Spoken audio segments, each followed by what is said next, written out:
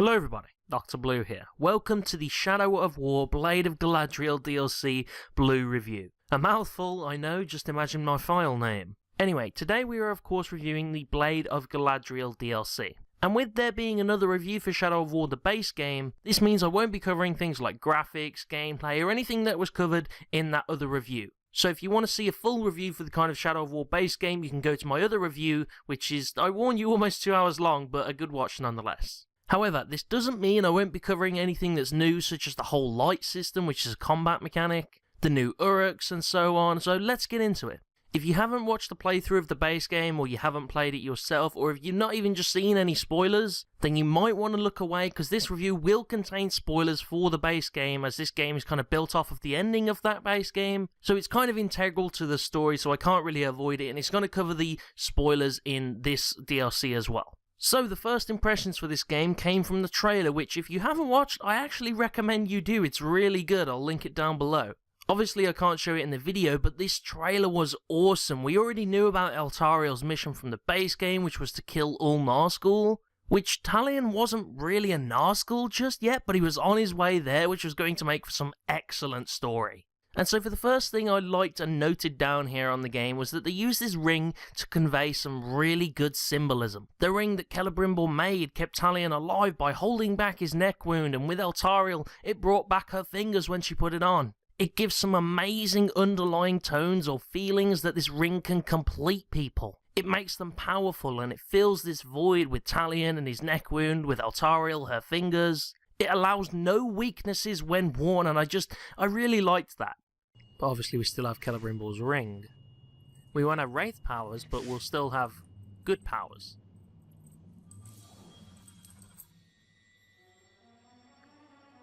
And thus we are granted light fingers. That's pretty cool, actually. That's pretty dope. Kind of light fingers. Ooh, it's pretty cool, actually. The ring kind of... She has Wraith fingers, kind of, now, I guess. And when Eltariel puts this ring on, she still has her kind of own Galadriel powers, but you can still use a lot of the old abilities that Talion used to use. Keeping in with the familiarity of the game, and keeping it lore-friendly, because it's the same ring that they both used. So it makes sense that you'd be able to use the old powers. Alright, so she doesn't have as nearly as many abilities, but she does kind of have a lot of these still, but she has different ones that we can eventually get to use. And the new abilities that were introduced were actually really easy to learn, nothing too complicated, and instead actually quite intuitive. Whoa, watch yourself, fool.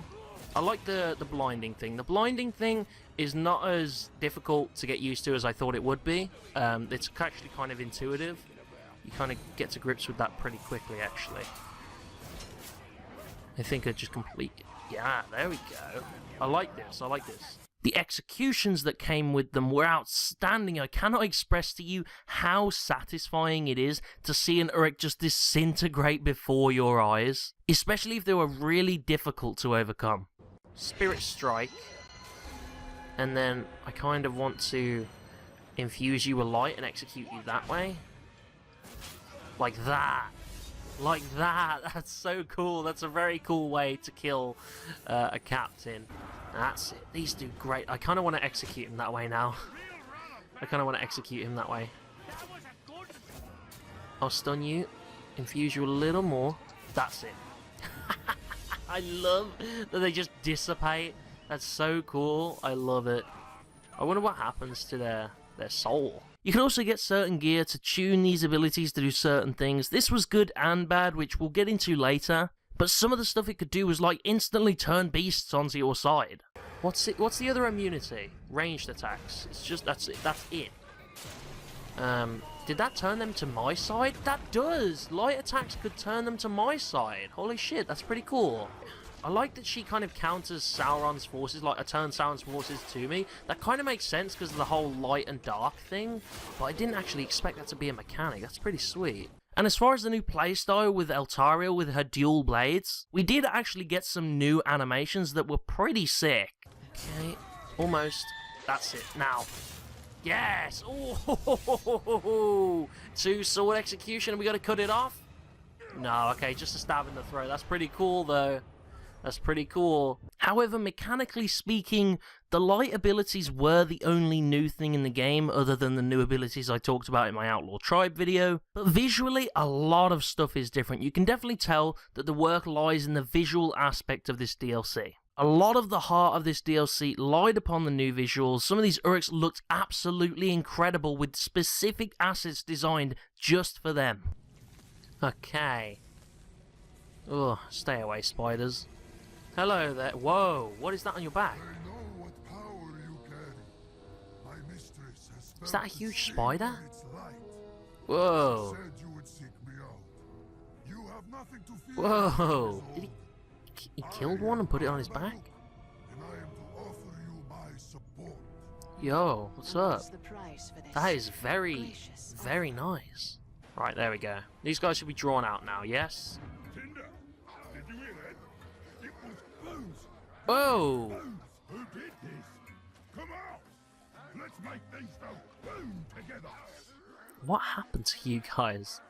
You look very fucking unique though. You look cool. However, this is a bit of a backhanded compliment in the sense that these Uruks looked amazing, but these assets were assigned to these Uruks and these Uruks only. Meaning that we probably won't see these Uruks in the base game, which does suck. However, they made up for that by giving us these specific Uruks from the DLC in the base game itself. So we have these specific Uruks, which is awesome.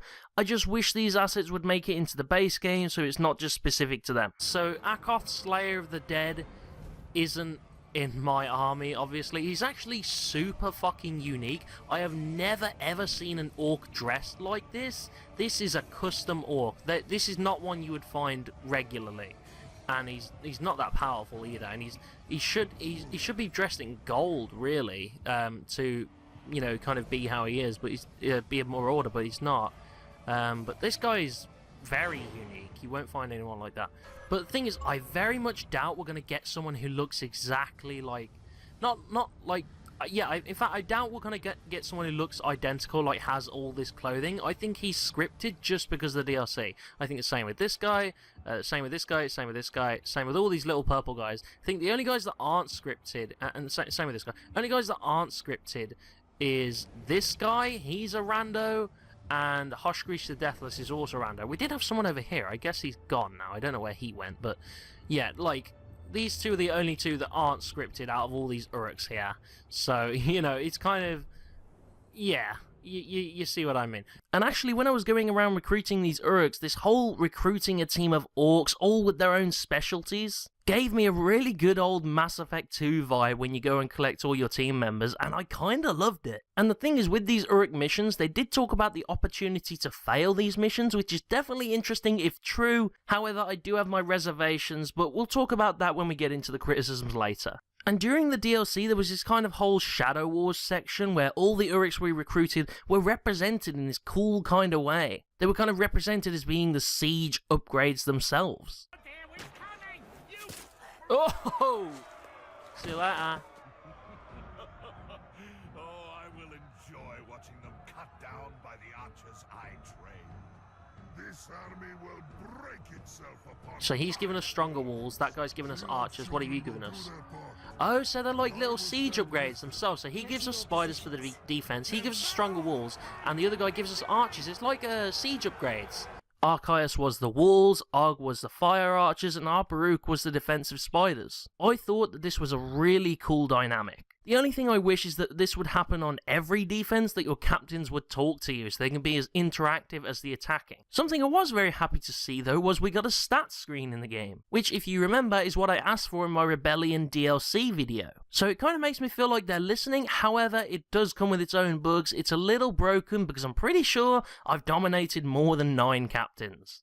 There is that. And also we got a stats screen now, by the way, which I asked for in one of my videos. And if we get a bit more into the story of this DLC, which was what I was most excited about, the Eltariel and Talion fights were a must-have, and we got 2 of them. One at the beginning and one at the end of the game, and although these fights were very much needed and so awesome, they also kind of represented to me your growth in the character. The first fight, Talion beat me, but in the last fight, I beat him. It kind of represented your growth as Eltariel, how powerful you become, and I thought that symbolism was really good. Oh. Not entirely, not entirely. Your time has come, Nazgul. Ooh.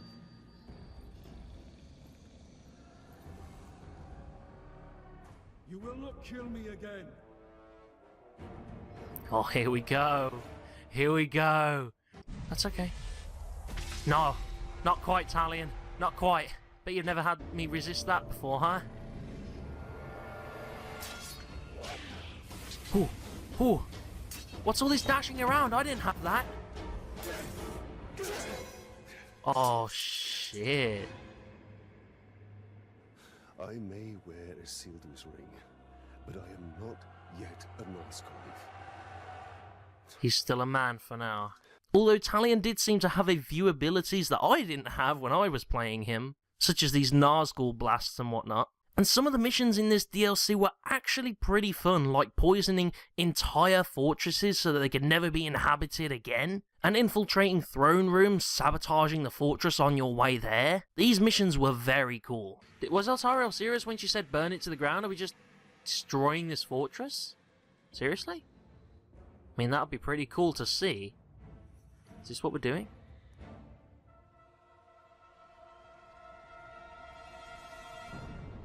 Oh shit. However, I still wish we could walk into our own throne rooms, especially seeing as they have revamped them. Marauder fortresses, for instance, now are full of gold piles and gems, and the throne rooms are a little more customized. Not as much as I'd like, but take a look at this Nazgul fortress that I infiltrated during the story. It looks amazing. Right, I assume Talion's coming in, so it'll be a 2v2, right? I don't know if he's inside or not. Serve you guys off of your leashes. Whoa, look at this fortress, man. Holy shit, that's so cool. Look at all this. That's so dope. Talion's not in here. I was kind of hoping he would be. What are you doing, huh? Huh? What are you doing? Come down. This looks like what actual Nazgul do in the movies. Or at least that's what it feels like anyway. And there was also the new addition of skins in the base game, which was really welcomed, by the way. Playing as Eltariel and seeing an Eltariel Nazgul skin is actually pretty dope. And you can also have the old Talion, the one where he isn't corrupted to hell, and I really like this because some people hated the new look for him. I'm not one of those people. I personally think he looks cool either way, but I did like the old Talion. And I tell you, Monolith, for everything they lack in this DLC that I'll talk about later, they really make up for with the emotion of some of these scenes. God damn. You can kind of just see the pain that Talion is going through after the world of Mordor has just crushed his spirit. He spent this whole time fighting to protect his people, but Mordor kind of gets the better of him, and it's just, oh, the emotion is so raw. Just watch this. Take this for ourselves. Oh, yo, that's a Drake. Yo, I should be taking that. No! No, you let him go!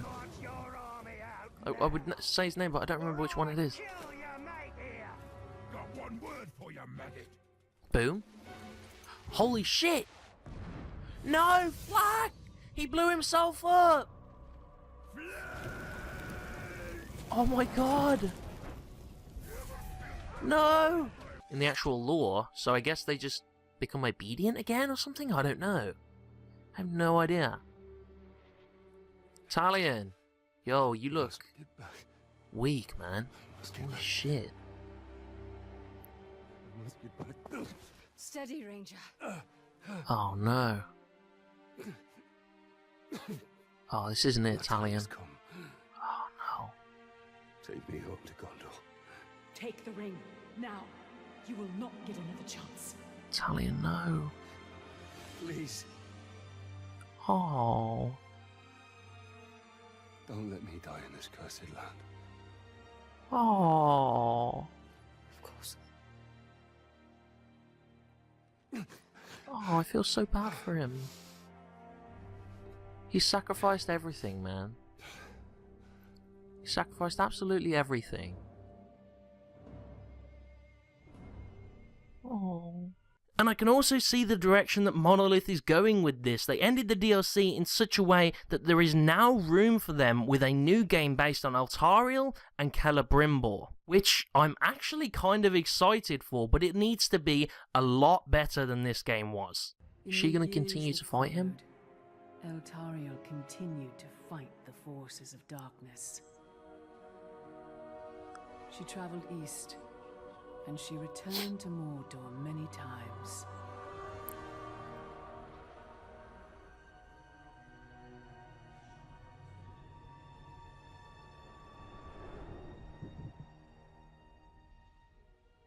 She witnessed the fall of Barad-dûr, Okay, so she saw... and the escape of Celebrimbor. She saw that.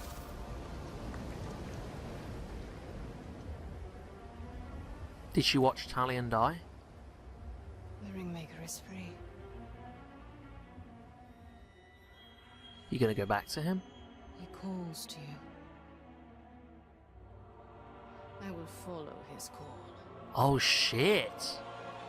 They really pushed the limits in this game with the microtransactions and the DLCs both asking for money, and then having the game when you play it be buggy as hell and having an extended deadline with all these issues still not sorted out. And then they only added pressure to themselves by giving us a gameplay trailer that was very misleading. And so listen, Monolith, if you're going to make a third game, I really think you need to listen to your community and take your time perfecting and polishing that game.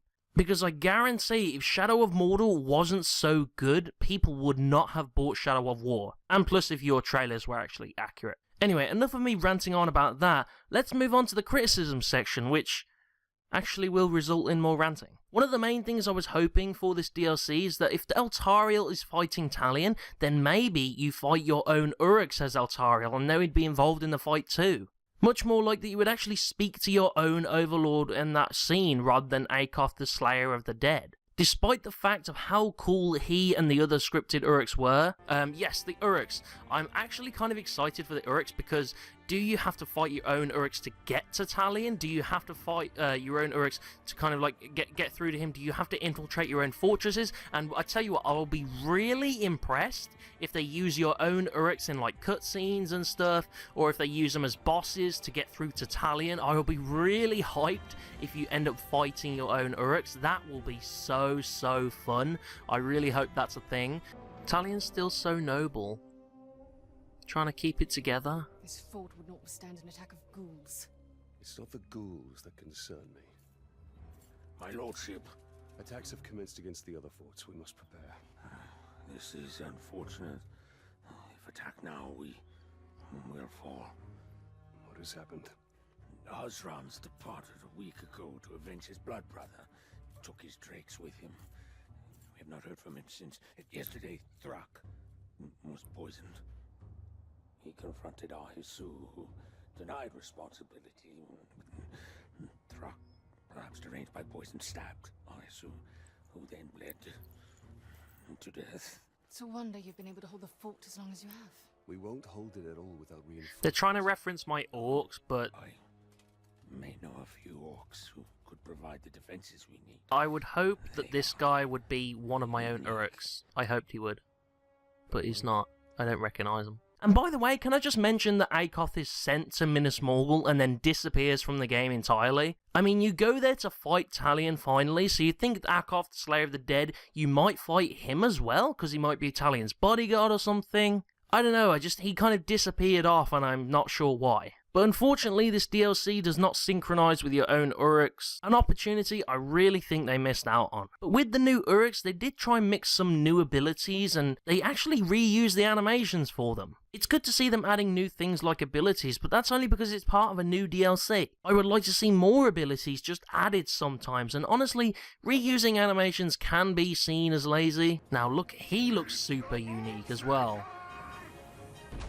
The Tremor is the new ability mentioned in the patch notes, and I tell you, some of the voice lines in this DLC really set me off because they would talk about lending each other Uruks, them having arguments and poisoning each other and fighting each other, and it disappoints me because Uruk society was never this in-depth in the actual game. It was never as in-depth as they're trying to portray in these missions, and it saddens me in that missed out opportunity. We've got to try and save his workers. If we save his workers, we're good.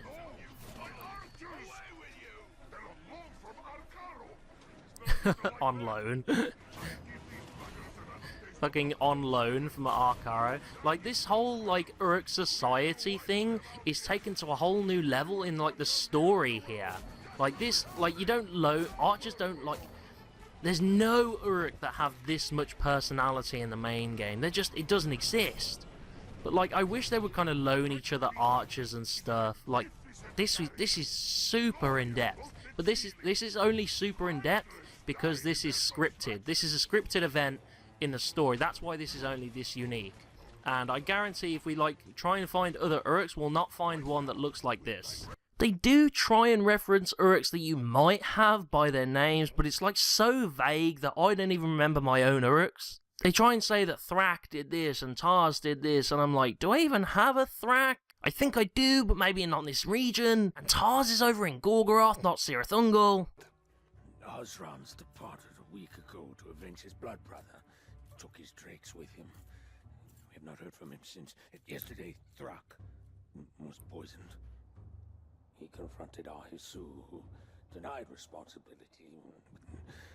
Thrak, perhaps deranged by poison, stabbed Ahisu, who then bled to death. I kind of hoped this guy would be my own dude. Should be interesting. And he's trying to, like, mention all these common, like, orc names, but I didn't really have any of those guys. And not even talking about the fact that this is a complete gamble, because I'm pretty sure I didn't have any of these Uruks, at least in my Cirith Ungol fortress. And I really wish the rivalries between Uruks, like the one in this clip, would be like this in the main game. They were so awesome. Let us fight together. Arg! Who's this? You've slaughtered too many of my boys for too long. Today I'll finally end your miserable... Again, kind of a scripted event. Like, I wish this stuff would be in the main game. Like, this is what was advertised in the trailer, you know? This is the kind of enhancement and stuff. This was got the kind of depth that it was like, this is how immersive it should have been. This is how immersive the game should have been. I just fell off the fucking tower. And on the one part of the game that is Shadow Wars-esque, I was kind of disappointed that we reused the Shadow Wars animation that we used for Talion. Alright. There we got these guys here. The Morgoth guy should be very good. Are we using the same animation that we use for Talion when we do that? Seriously? And actually, I did have a bit of a scare with this DLC, because I thought it would just consist of Shadow Wars stuff repeating and throughout the whole thing. But thankfully, that wasn't the case. One thing that did disappoint me though was how short this DLC was. I mean, the $12.99 for this, which is the same price as the other tribes, which aren't worth it by the way, because that's very expensive for just some tribes. And the thing is, you think for this DLC, it's a story DLC, so it might be worth it. But I only have 4 hours logged in this thing, and I've got it 100%. And I'm very disappointed about that. Not to mention the game was becoming lazier per region. First region, 3 unique missions and an assault. Second region, 2 unique missions. Third region, 1 unique mission. It was getting lazier and lazier as we went on. This is not worth the $12.99. 4 hours of gameplay is not worth $12.99. That's less than some demos. And now, onto my favourite part of this DLC, which I mentioned earlier was the gear. In case you can't tell, I'm being sarcastic, because first of all, the fighting for the gear of the elves who came before you is literally the duels that they introduced in the Tribe DLCs mixed with collectibles. It seems like we've got a bit of kind of copying-ish content here. Like, if we just go from region to region, we fight a few Uruks just to get gear, and then we recruit some, which the recruiting is actually the unique mission, and then if we just do the Shadow Wars for that region, like, I'm not going to be happy, I won't lie. I'm not going to be happy if it's just rebranded Shadow Wars, and to be honest, it's probably not even rebranded at this point. It's very lazy, very obvious, it doesn't do anything.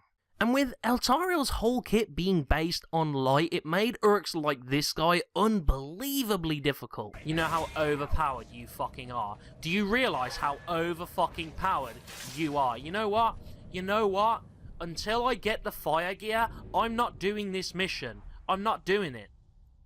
I'm not doing that fight, because that fight alone, all that content just now, has taken me up to 38 minutes in the episode. I started that at around 18 minutes in the episode. That fight 20 minutes, which I didn't even fucking win in the end anyway, has taken up so much fucking footage. Because he just does not die. Apparently that's not even the last fucking fight. Well, I can't be asked to do that fucking epilogue right now. We're doing story. I can't be asked to fucking do that. When I will come back for that ice motherfucker when I have fire gear, and I will beat his ass. That right there, what you saw, is the hardest Uruk in existence on this game.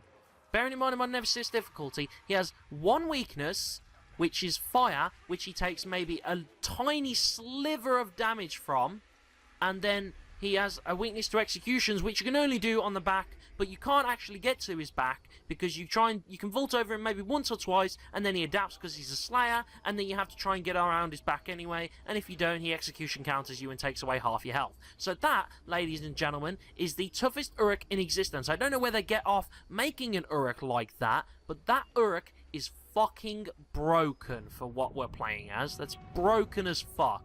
Once I acquired the fire gear, he was easy to take down, but the combat should not be halted depending on what gear you had. Either add one ability where Eltariel can switch the element, or take away the immunity to light so you don't have to completely rely on gear. In the base game, I'm fairly certain I could do most of what I do now with or without my gear. Sure, it helps me, but the point is it's not supposed to be a crutch. Using gear seemed to dictate how a lot of your abilities went, though. Using gear seemed to dictate how your abilities went. With all of Eltariel's abilities revolving around light, gathering different sets of gear was essential. You could not win without it. And apart from this, I'm pretty sure the gear was just there for filler, although it did lead to this special fight with an orc called the Lawless, which you can get from it, but honestly, that stuff was more filler than anything, and that Lawless fight was pretty disappointing. He didn't seem very tough to me. Plus, we fought so many Uruks with base game textures that were recolored and mixed and matched, and if they allowed this kind of creativity with the other Uruks in the game,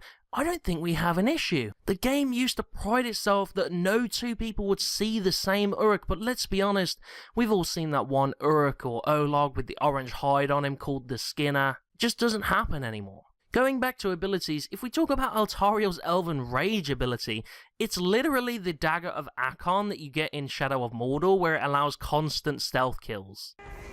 Alright, let me use Elven Light just to go invisible for a bit, actually. And then I can actually do stealth on him.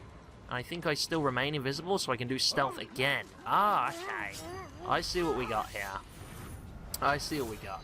So that's going to keep allowing me to do stealth attacks, which is very useful. Come on, Monolith, we're more creative than this, aren't we? With any Shadow of War game, it had its own set of weird glitches, plus the climbing system was so finicky in this DLC, so hard to use and annoying.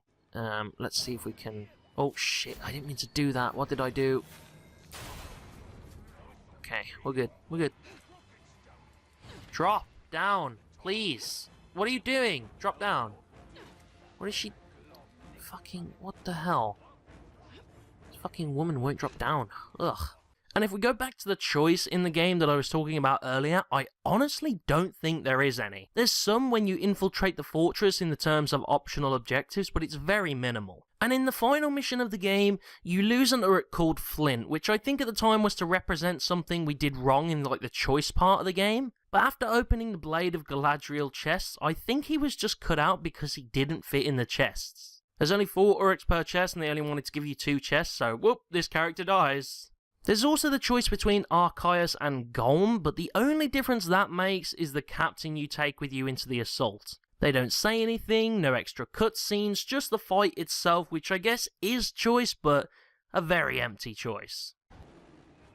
Alright. There he is. And he's using one of those new abilities as well. Those new abilities that came through in the updates. Everything moving around up here makes an horrible racket down below. It's a nice mask you got though. Really cool mask. Or look, hat or whatever. Beautiful. At least it was. Until that lunatic started building his glorious future. Time to bring that crashing down. Get away from there, you rowdy! Oh, Archias! Yo! I am standing for those you entrusted your infernal industry. And soon they too will rise against you. This glorious future is beginning to give me pause. Beginning to? So... Oh, okay, I get to choose a side. So, if I side with the architect, because yeah, I'm going to side with Archias, because he's my boy. Unlike that shovel-twirling layabout, an elf can appreciate my vision of a gloriously constructed king. Hell yeah. Madness! The Underfolk will punish you both for your transgressions! Come here, man.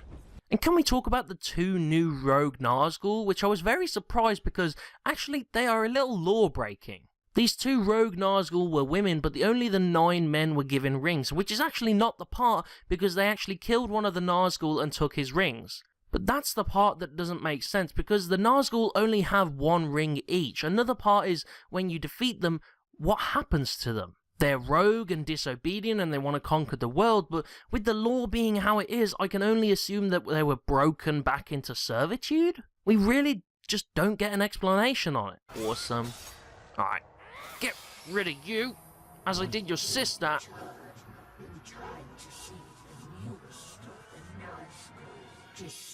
I have no idea where you come from, but you can get the hell out of here.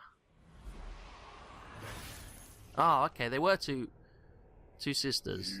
2 elves? Never possess the rings. The rings will possess you. Oh, they tried to take it for themselves. Oh, there's loads of Uruks and shit too. And they got the rings on, yeah?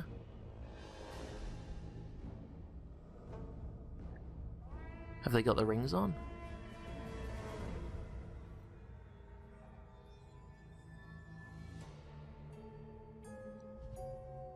Yeah, they've got the rings on.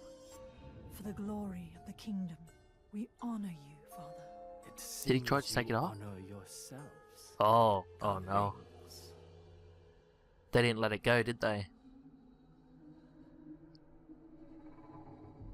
In front of that huge army? Surely not. But they are the rings.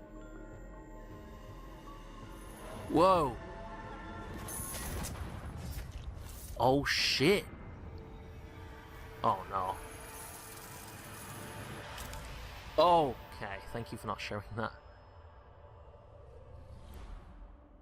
Whoa. So I guess they killed 2 of the Nazgul and they took their rings. And then they were made into these Nazgul? Okay, that makes sense, but how did they become rogue? Because there's no rogue Nazgul in the actual lore, so I guess they just become obedient again or something? I don't know. And actually, during the siege of that mission, we got to fight alongside Talion and the Fort Assault, and it was very fun, but why wasn't he in the throne room with us? He so should have helped us fight those. 2v2? Come on. And one last thing that I've been discussing with a few other Shadow of War fans that we all can't seem to figure out is, why didn't Eltariel just give Talion Celebrimbor's ring? He could have lived because becoming a Nazgul is clearly a process and she could have interrupted it, especially seeing as she doesn't need it to live, so she wouldn't have to wear Isildur's ring. She fought well without it before, and actually, even when you fight the first Nazgul Suladan, Eltariel is there using her Galadriel powers to shield you from his attacks. So Monolith, please fill us in on this one because Talion could have lived. Honestly, despite all its flaws that I just mentioned, they clearly worked so much harder on this small game than they did on the base game, and I think this quote I mentioned here in the episode sums it up perfectly. Like, this is so cool, you know? This is so dope.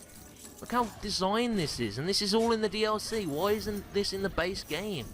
There's seems to be much more work going on in the assets of the DLC than of the main game, you know? Like, they don't mind putting in the effort when it's a shorter game, it seems. I don't know. I don't know. I still don't understand why they work so much harder here. The hard work should really go into the base game, but is this DLC worth it? Should you buy it? If you're a hardcore Lord of the Rings fan, then I actually can recommend this to you simply for the story alone. But for anyone who wants fun and gameplay, I probably wouldn't, because this thing only gives you 4 hours of gameplay, and half of that is collectibles. So for a true rating, I'd have to give this DLC a 7. Not higher than the base game rating of 8, because I do honestly think this is worse, but really not by that much. It's still a very fun game, and some of the key story moments here are really strong, but it's dragged down by a few plot holes and some design flaws, and I can't shake this feeling that some of the elements of this should have been in the base game, and it just feels like this big old patch job. Although there's some really strong elements to this, I really think it should have been cheaper than $12.99 or should have been integrated into the base game, or at the very least, some of its assets.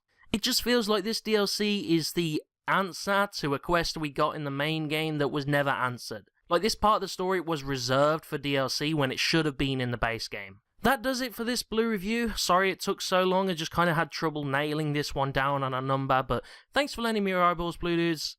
I'll see you next time. I'm blue.